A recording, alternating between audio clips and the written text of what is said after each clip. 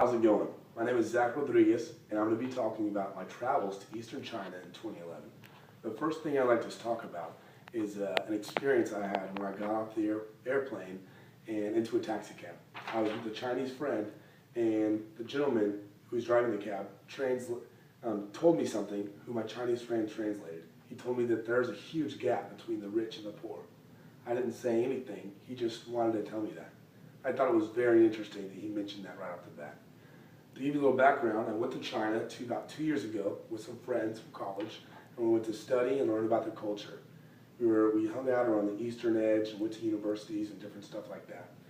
China is a unique country with a rich history, commercial culture, and varying types of entertainment.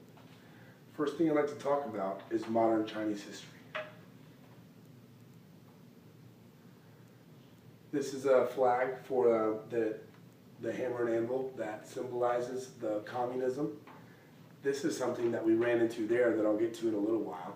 China has been ruled by dynasties since 2100 BC, and communism comes later. One of the dynasties, the Han Dynasty, took over in 206 BC. Confucianism was established, and orthodoxy and open civil service examinations were introduced during this time period.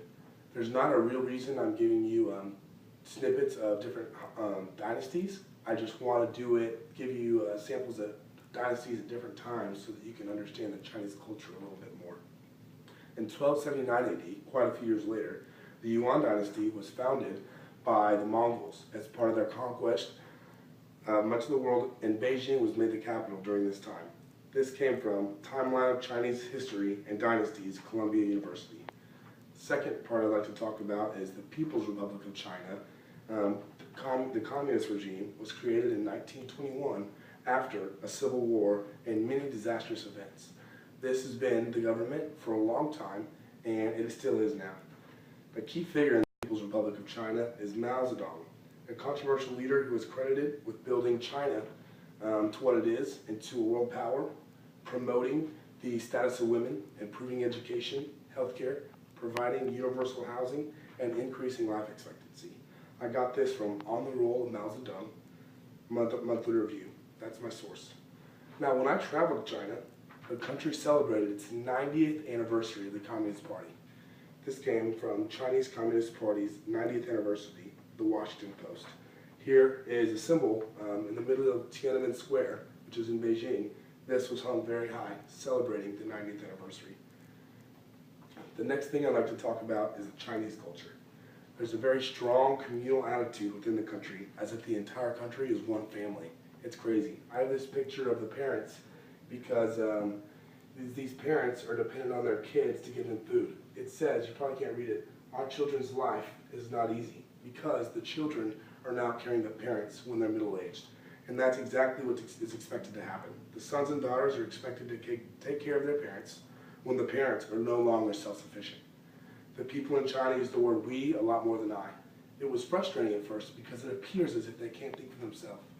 Well, they can, and some of them don't think a lot for themselves. But it's really just the we family. They think about others before themselves.